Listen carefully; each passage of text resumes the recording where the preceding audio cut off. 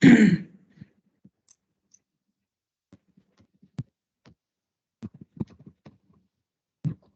afternoon, sir. Sir, Good afternoon. Good afternoon. Good afternoon, sir. Good afternoon, sir. Good afternoon. Good Good afternoon. afternoon, sir. Good afternoon, all. Oh no. Now we'll come to the passage part in UNCLOS. What is innocent passage? What is passage? So passage means navigation through territorial sea for the purpose of traversing that sea without entering the internal waters. So you're not entering the internal waters or calling to the anchorage or roadstead or port facility outside internal waters. That means you're not entering into those areas. So you're proceeding from internal waters or a call at such port, roadstead or port facility. So that means you're not going to the innocent passages, as I said, that you are traversing through the territorial waters, but not proceeding to the anchorage or to the port. So what is now innocent passage? So it's a concept in the law of sea that allows for a vessel to pass through the territorial waters of another states, but with certain restrictions. So what are the rights of innocent passage? So suppose you have the countries in landlocked. So they have a right of innocent passage through the territorial sea. So ships of all states, whether coastal or landlocked. Landlocked means it doesn't have any sea around. Example, Afghanistan, Nepal. No, it doesn't have any sea around. So it will not have any territorial waters around it. So these countries can enjoy the right to innocent passage through the territorial sea of that other country.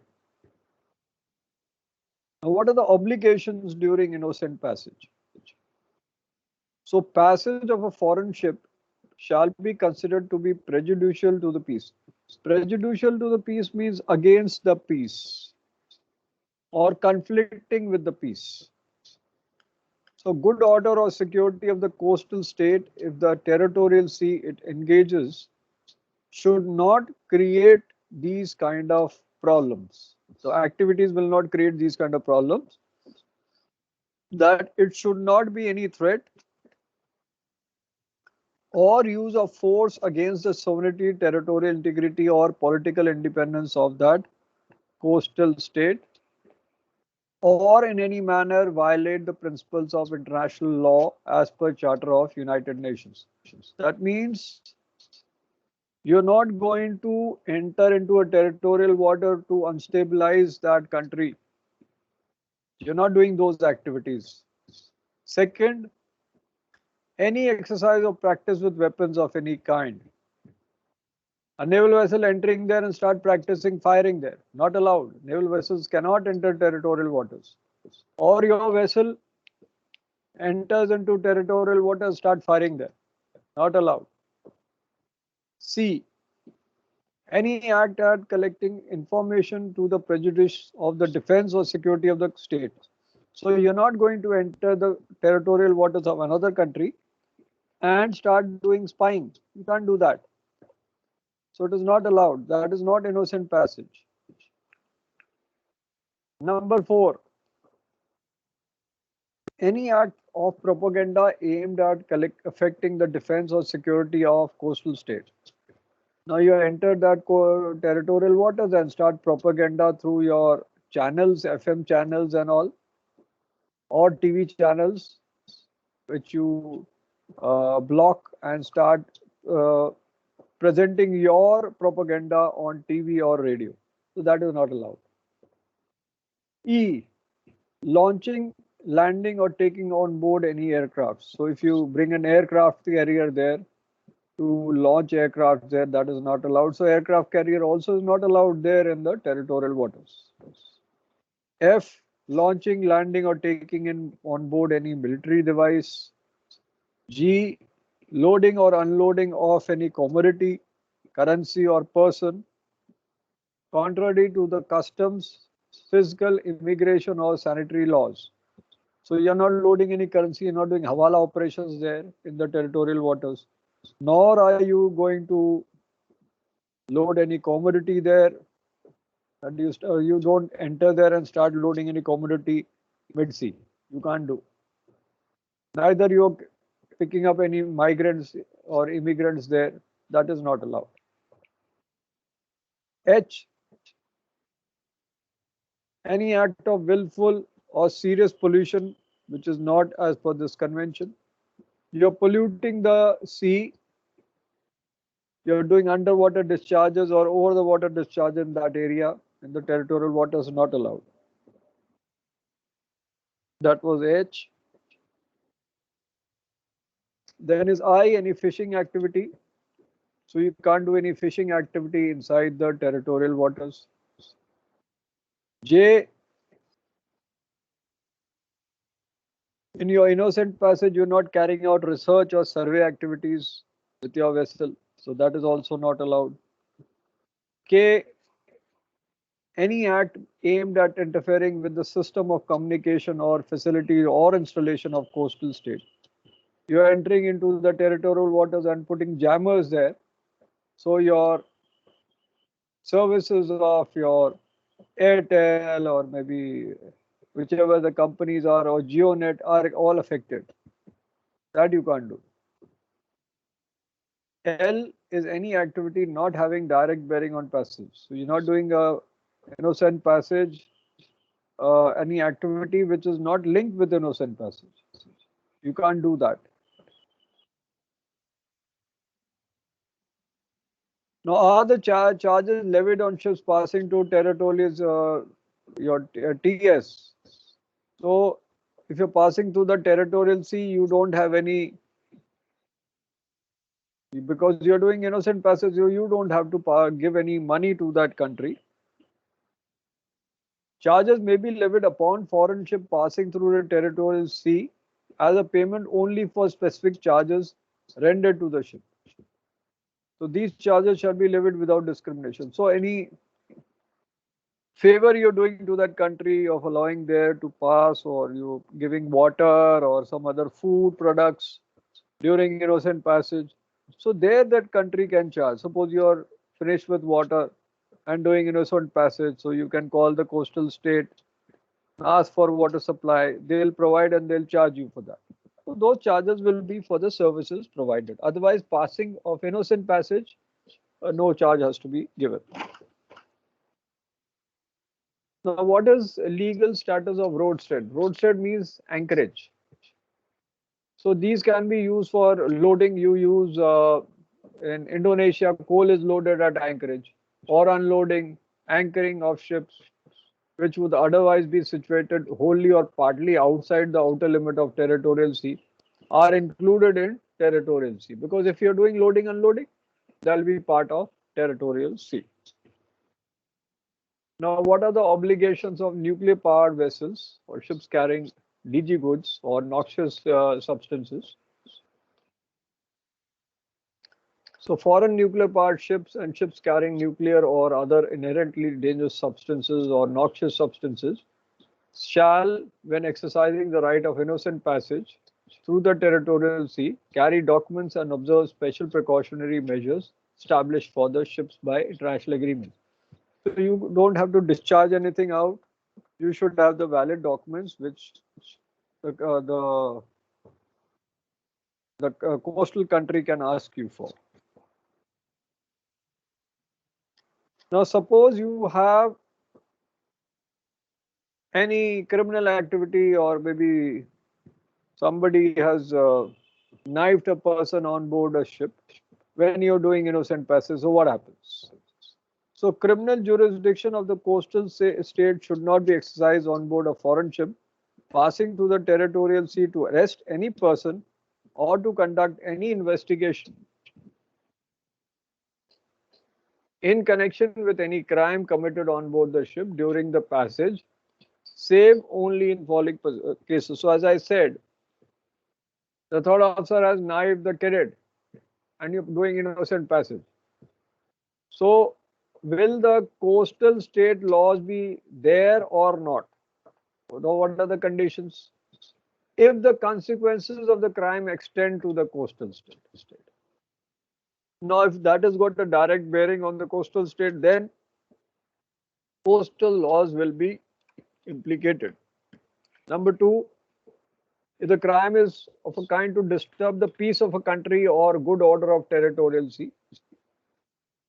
So if they suppose a crime is of maybe declaring that on propaganda that Hinduism is bad or whatever against the peace of the country. So that will not be allowed.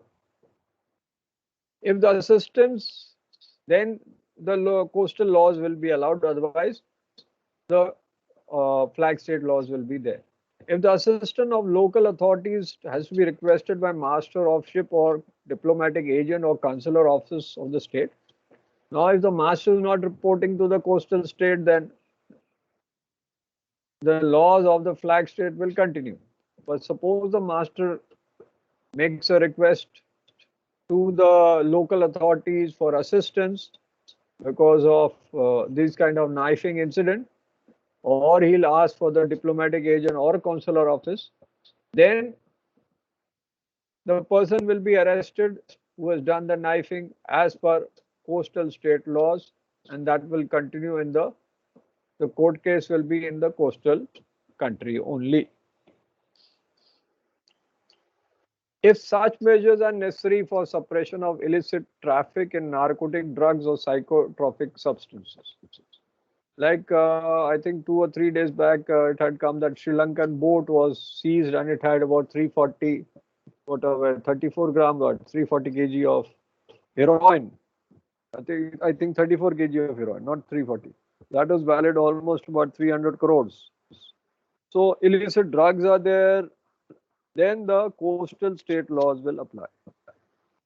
Sir, a MSC ship also got arrested in America for the same. So MSC ship is carrying any drugs and it's within the territorial sea of that country. If it's outside the territorial waters, then the flag state rules will apply. Otherwise, it will be the coastal state. So if it was in the territorial waters and the Coast Guard has arrested it, then the US laws will apply. ये होता है Cuba और ये सारे country, Colombia से लोग आते हैं, नॉट क्यूबा, कोलंबिया से जो शिप्स आती हैं, they are all engaged in trafficking of drugs.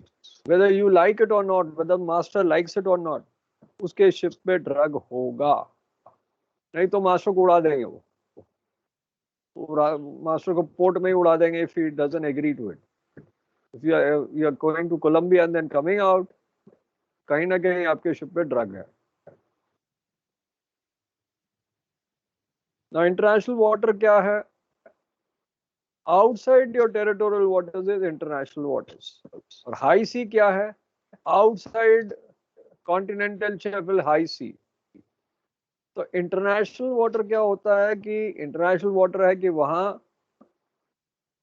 International water में फ्लैग स्टेट के रूल चलते हैं. जैसे अगर आपका कोलिजन हो गया विद इन टेरिटोरियल वाटर्स, तो कोलिजन हो गया टेरिटोरियल वाटर्स में, then both the ships will be tried as per the law of that coastal country.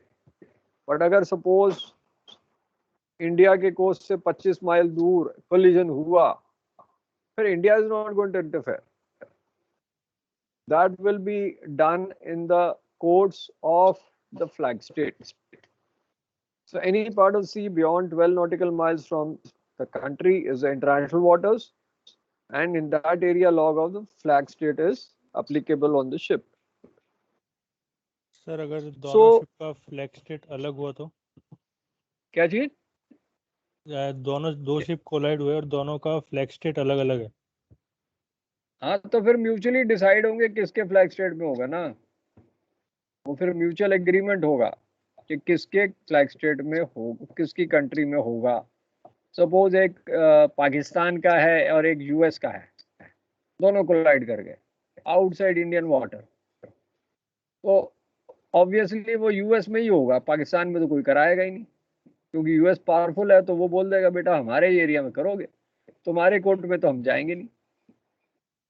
So that we tried maybe in US court then, because अगर वो powerful country है वो accordingly अपने area में करवाएगा, है ना. So that is depending on which country. And suppose एक कंट्री था श्रीलंका का और एक कंट्री है सपोज यूके, दोनों के शिप्स कलाइड कर गए, तो यूके वाला पावरफुल है, यूके बोलेगा हमारी कंट्री में होगा, तुम्हारी कंट्री में नहीं होगा. तो depending on which country is stronger, otherwise mutual agreement will be done कि किस कंट्री के कोर्ट में this case will be filed. Okay, sir. Now, the coastal states are empowered to enforce national standards and anti-pollution measures within the territorial sea, and every coastal state is guaranteed jurisdiction for protection of its EEZ. अब ये EEZ का issue आया था कि US की naval frigate निकली थी from the EEZ without informing US Indian authorities. तो ये इंडियन गवर्नमेंट ने ऑब्जेक्ट किया. बाद में यूएस वालों ने कहा ये तो हम तो नॉर्मल करते हैं, हम तो नहीं बताएंगे. तो इंडियन गवर्नमेंट दब गई ना उससे. No, as per UN convention और UNCLOS, anybody entering any naval vessel entering or any territorial water or EEZ in areas में अगर वो एंटर करती है तो उसमें they have to inform the coastal state. लेकिन वो अमेरिका था तो अमेरिका ने अपना दबाव डाल दिया इंडिया पे, बोलता हम तो बताएंगे नहीं और हम तो करेंगे ऐसा ही. तो इंडिया ने कुछ बोला ही नहीं. तो it is all depending on किसका पावर ज्यादा है, पलड़ा किसका भारी है. चाइना घुस जाता है लोगों के टेरिटोरियल वाटर्स में, वो लोग हल्ला करते रहते हैं, वो उसको परवाह ही नहीं है क्योंकि चाइना ज्यादा पावरफुल है. So states shall take individually or jointly any appropriate or all measures consistent with this convention that are necessary to prevent, reduce and control pollution of marine environment from its any source, using this purpose the best practical means at their disposal, and accordingly harmonize the policies in this connection. तो अपना पूरा use करेंगे so that pollution is controlled in the marine environment.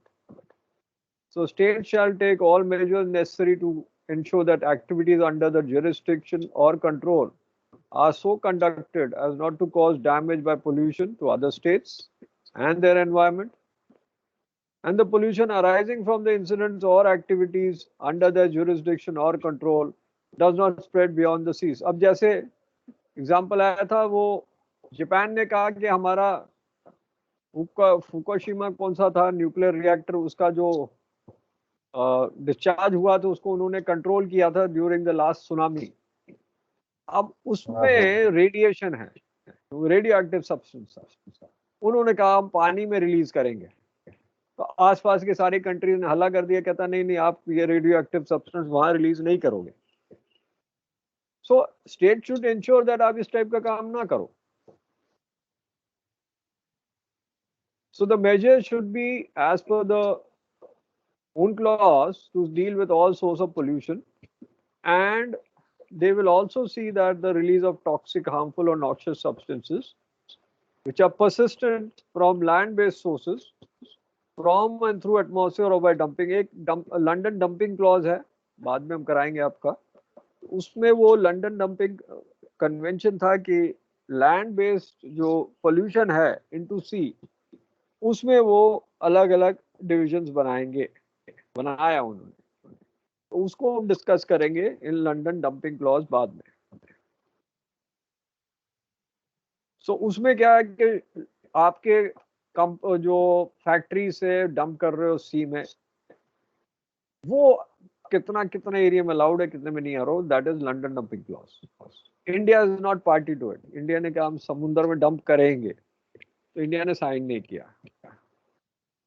Now, pollution from vessels in particular is for preventing accidents and dealing with emergencies, ensuring safety operations at sea, preventing international and unintentional and unintentional discharges, regulating the design, construction, equipment, operation and manning of vessels. ये सब हम मारपोल में बाद में करेंगे. अब installations हैं जैसे ऑयल रिग है, या जो डिवाइसेस यूज करते हैं एक्सप्लोरेशन में of natural resources in seabed and subsoil, तो उसमें वो एक्सीडेंट्स ना करेंगे, ना ही तो वो पोल्यूशन करेंगे, and they should have procedures for dealing with emergencies. So pollution from other installations and devices operating in the marine environment to prevent accidents and dealing with emergencies, ensure the safety of operation at sea, regulating the design, construction, equipment, operation and manning of these installations. Plus, जब आप prevent कर रहे हो, reduce कर रहे हो, control pollution of marine environment, you will not try to interfere with your activities of another country. वो नहीं कि आप जानबूझ के दूसरी कंट्री की एक्टिविटीज में इंटरफेयर करो for preventing pollution and all, वो आप में अलाउड नहीं है. So that was UNCLOS. और UNCLOS का देखता हूँ कोई मूवी है तो आपको मूवी दिखाएं. UNCLOS में बेसिकली डेफिनेशंस आते हैं. That is territorial sea, then आपका EEZ, और देन कॉन्टिनेंटल शेल्फ है, ये सारी डेफिनेशंस आते हैं. तो डेफिनेशन के टाइम आपको डेफिनेशन लिखना है और उसका डायग्राम बनाना है, और फिर उसमें कहाँ कहाँ ये यूज होता है, किसने साइन किया, डोलोस को अप्लाई करना है कि नहीं करना, वो सारा आपको लिखना है.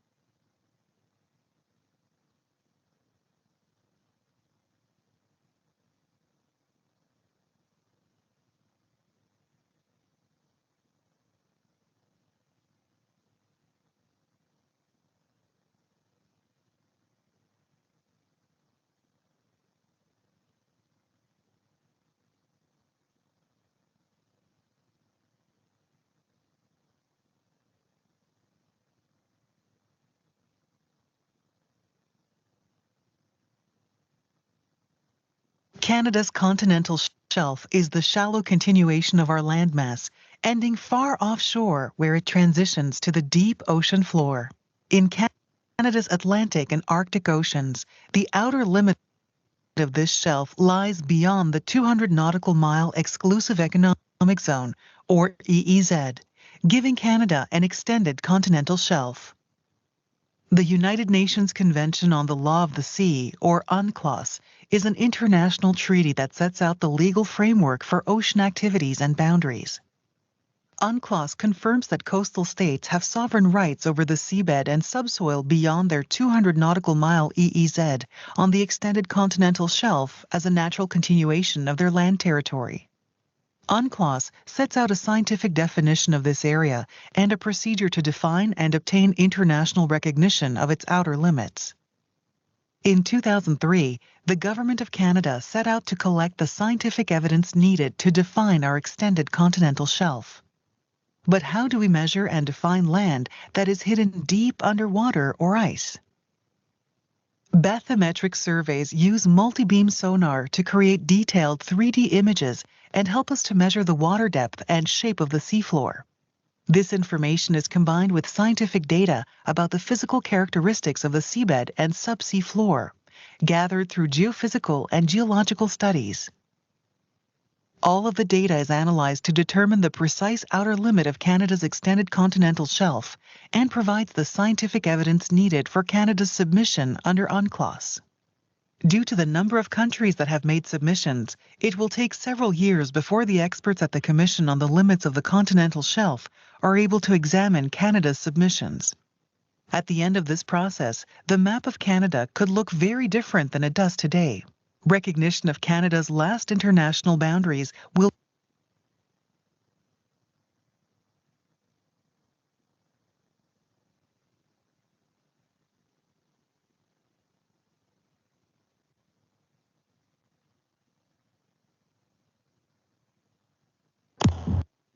Curiosity Street investigates the rituals and cosmic symbols behind the world's most notorious secret societies.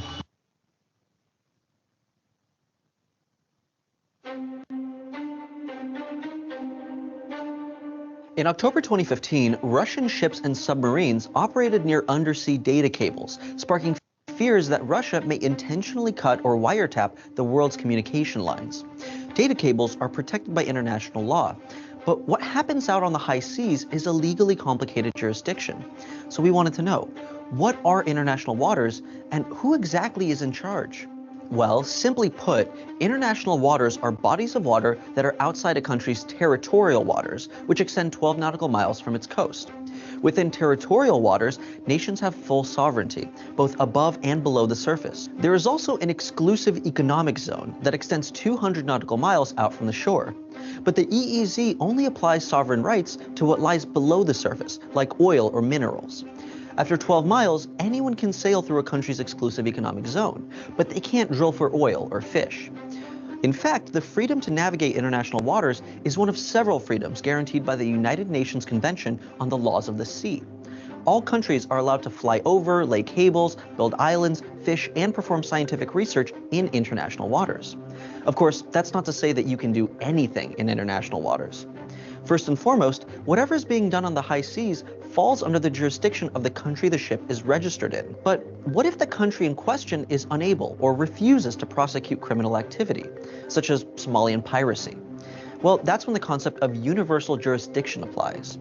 Universal jurisdiction allows for any country to prosecute a criminal regardless of their nationality or where the crime was committed.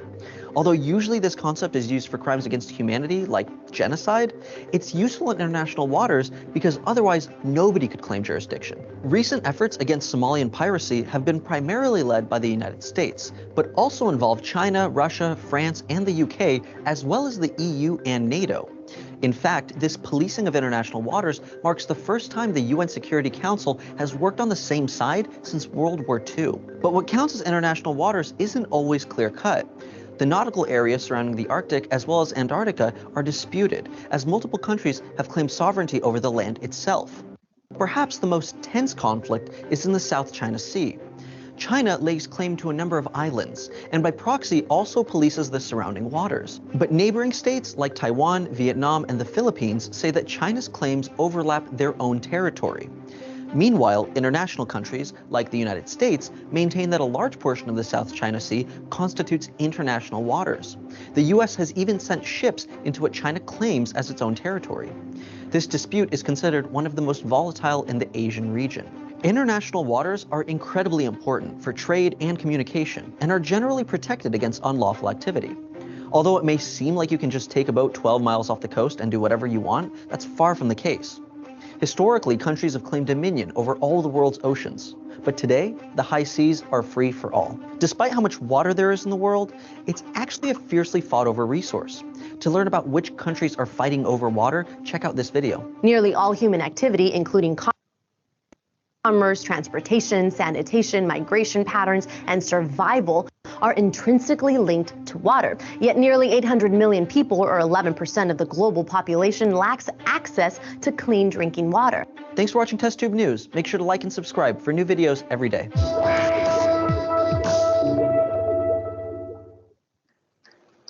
The new was through 145402 available on dell.co.in/work.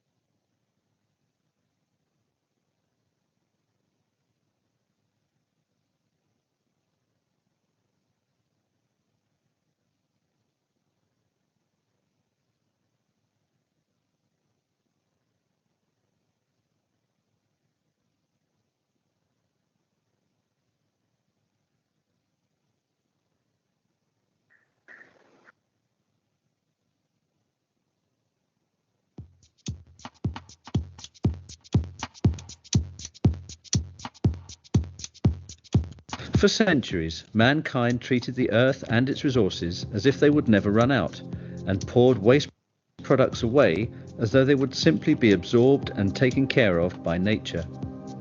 Today, all that is changing. Today, we understand that the planet's resources are limited and that the environment can be damaged forever unless we give it our care and attention.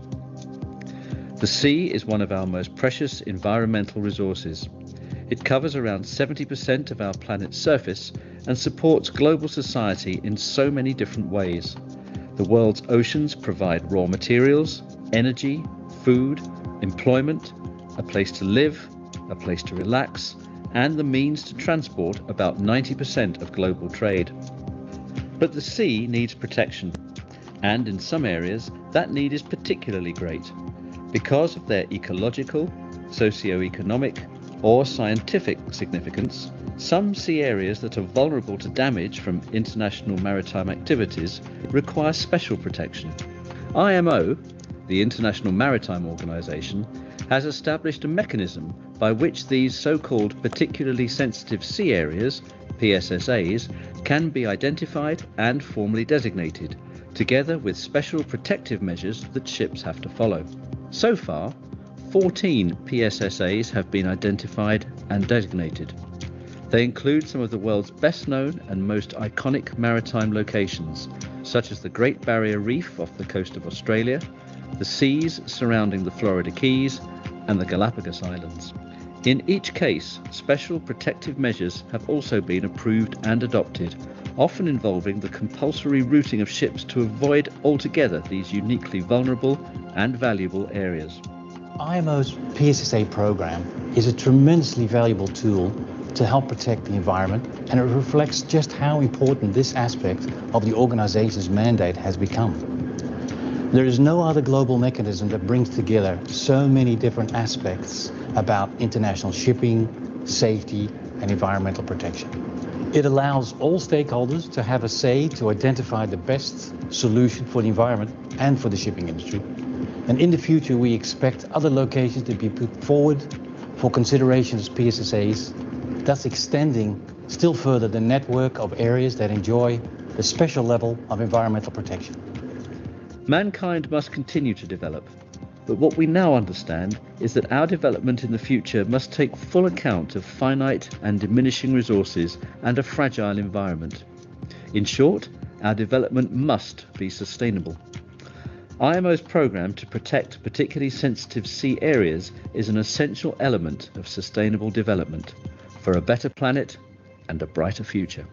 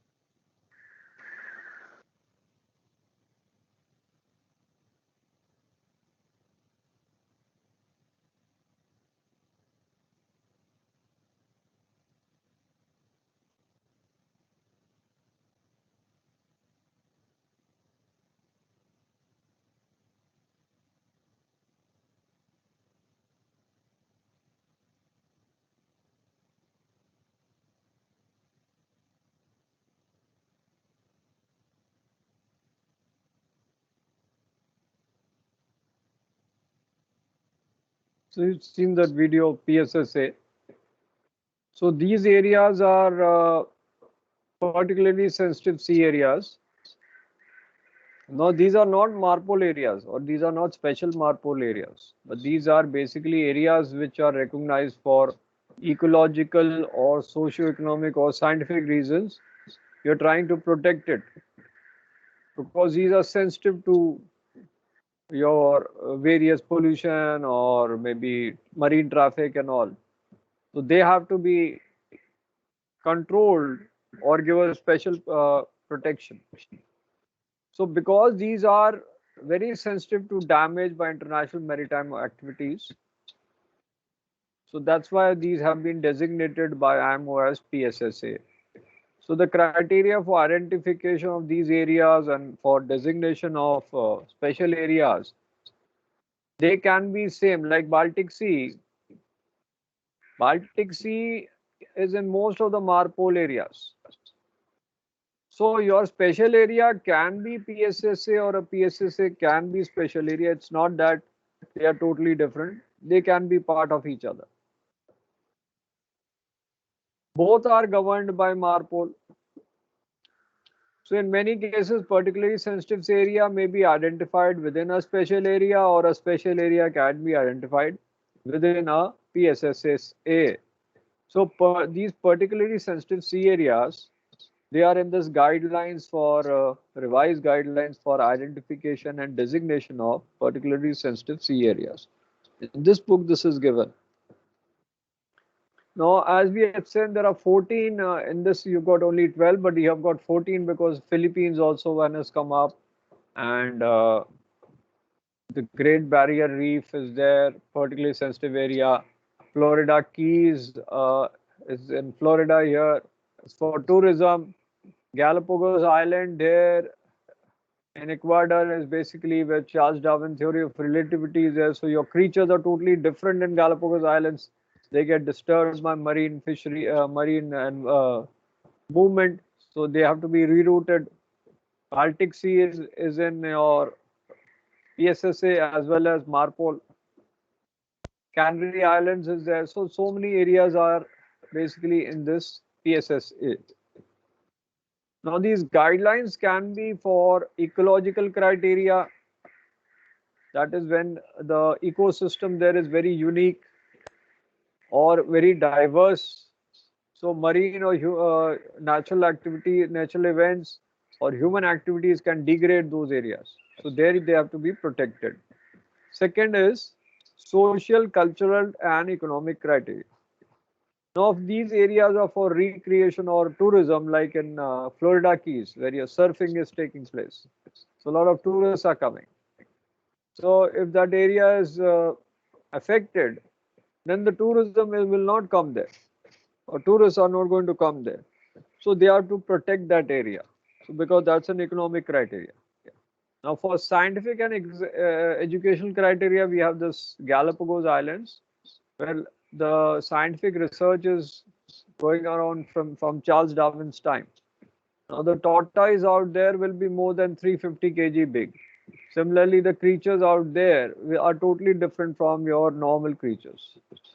So the biological research of or historical value when the area has, that has to be protected.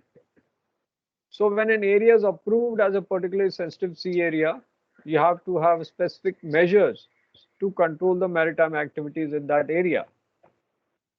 So that there can be routing measures that you have to take a roundabout or you have to avoid that area or strict application of MARPOL discharge and equipment requirement like for your tankers and then installation of VTS there so they can direct the traffic around it. Those are the special routing measures there. So PSSA area needs a special protection through action by IMO because it has got recognized ecological, socio-economic or scientific attributes which can be damaged by international shipping. So for making an area as particularly sensitive sea area, you have to apply the proposal that this area has to have protective measures and what measures will you do to prevent, reduce or eliminate the threat or identified vulnerability or weaknesses. So what are your measures to improve that? That you have to give when you apply. So the associated protective measures for PSSA are limited to actions which have to be approved and adopted by IMO. Like you have to have a routing system in that area or you have to make that area to avoid that area. So what are the routing measures for avoiding or routing around that area which can be or you can first mark it as avoided or an area within defined limits in which your navigation is hazardous, or when it is exceptionally important to avoid casualties, which should be avoided by vessels at all vessels, or which class of vessels should avoid coming near that area. So the IMO publication ships routing included general provisions of ship routing, which was adopted by IMO in 1973, then amended, and then you standardize the design, development, and charted presentation, and the use of routing measures adopted by IMO. So I've just given a few examples here. You've got almost 14 there. So you have Great Barrier Reef, Australia. This was designated in 1990. Sabana Camagüey Archipelago in Cuba was 1997. Malpelo Island, Colombia was 2002. Sea around Florida Keys, United States, 2002. So let's see if we can see a routing measures done around PSSA, that kind of video if we can do. Let's see if we can see that.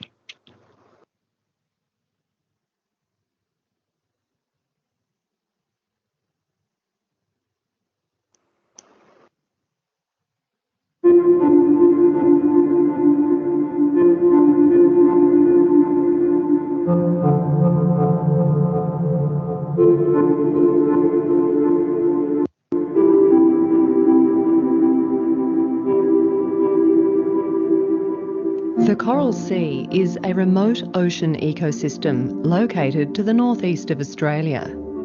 The region is considered one of the most distinctive and undisturbed natural systems in the world. It is recognised for its unique physical, ecological and heritage values and provides refuge for a wide range of threatened, migratory and commercially valuable species. The environmental significance of the Coral Sea lies in its diverse array of sandy keys and islets, deep sea plains and canyons, seamounts and coral reefs. The Coral Sea is also home to the Great Barrier Reef, which, at over 2,300 kilometres long, is the largest coral reef ecosystem on the planet and was designated a World Heritage Area in 1981. In 1990, after a submission by the Australian Government, the International Maritime Organisation declared the Great Barrier Reef Marine Park the world's first particularly sensitive sea area. This area was then extended in 2005 to create the Great Barrier Reef and Torres Strait Particularly Sensitive Sea Area. Designation as a particularly sensitive sea area helps to protect seas where significant ecological, socio-economic, or scientific features made vulnerable to damage by international shipping. The Great Barrier Reef and Torres Strait region has an impressive array of protective measures that allow the safe and efficient operation of international shipping. These measures include a comprehensive network of aids to navigation, a coastal vessel traffic service supported by a mandatory ship reporting system, a dedicated emergency towage vessel, ship routing measures, and a regime of designated shipping areas. Additionally, there are International Maritime Organisation adopted associated protective measures in place within the particularly sensitive sea area. In order to ensure that the appropriate level of protection is in place to protect this vulnerable region, the Australian Government continues to monitor shipping volumes to identify potential hazards and areas in need of additional protection. Over time, as the Australian economy has grown, shipping in the Coral Sea has increased. Like the Great Barrier Reef, the southwest Coral Sea contains areas that can be challenging to navigate, with narrow channels and shallow waters around the numerous reefs, keys and islands lying close to shipping lanes.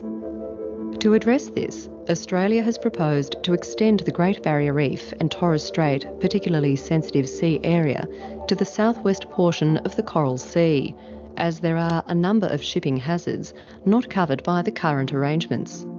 The new area will cover approximately 564,000 square kilometres and represents approximately 12% of the entire Coral Sea. This area lies within Australia's exclusive economic zone and the Coral Sea Commonwealth Marine Reserve, an area of approximately 972,000 square kilometres, protected by the Australian Government under national environmental legislation. The proposed extension covers the waters of the reserve, in which the risk of impacts from shipping activities is highest. The Coral Sea contains critical habitat for a rich diversity of species, including some of the world's most unique and significant marine creatures, like the green turtle, humphead Maori wrasse, and the nautilus. 341 species found in the Coral Sea have been listed for conservation, and many of these species are listed as threatened or migratory, or both. Importantly, while more than half of these species show declining population trends worldwide, many are still found at healthy levels in the Coral Sea. The area also contains a large number of historic shipwrecks and is of great significance for Aboriginal and Torres Strait Islander people. For those areas in the Coral Sea considered particularly vulnerable to impacts from international shipping, 3 associated protective measures are proposed. These are a new area to be avoided and 2 supporting 5 nautical mile wide recommendatory two-way routes. The first route lies in Diamond Passage and is approximately 60 nautical miles long. It aims to separate opposing streams of traffic and aligns with the existing traffic pattern. The second two-way route lies west of Holmes Reef and is approximately 53 nautical miles long. The proposals seek to separate and formalise these well-established traffic patterns, while also keeping ships clear of the new area to be avoided. The proposed area to be avoided contains many reefs, keys, islets, sandbars, and shoal patches. Establishing areas to be avoided increases ship safety by keeping traffic away from the many navigational hazards within the area. This reduces the risk of groundings and allows more time for intervention in developing situations, such as a ship suffering a mechanical breakdown. Each year, approximately 430 ships traverse these waters while travelling to and from Australian ports, with many vessels already avoiding the area. The new two-way route off Holmes Reef will formalise current practices while adding only an extra 11 nautical miles to a ship's overall voyage. This represents a 0.3% increase to a typical voyage distance of 3,800 nautical miles between a Queensland port and Shanghai. The extension of the Great Barrier Reef and Torres Strait particularly sensitive sea area and the implementation of new associated protective measures provide a means of protecting the unique physical, ecological and heritage values of the Coral Sea, while having a minimal impact on international shipping. It demonstrates a commitment to sensitive marine environments while ensuring international shipping remains safe, viable and efficient.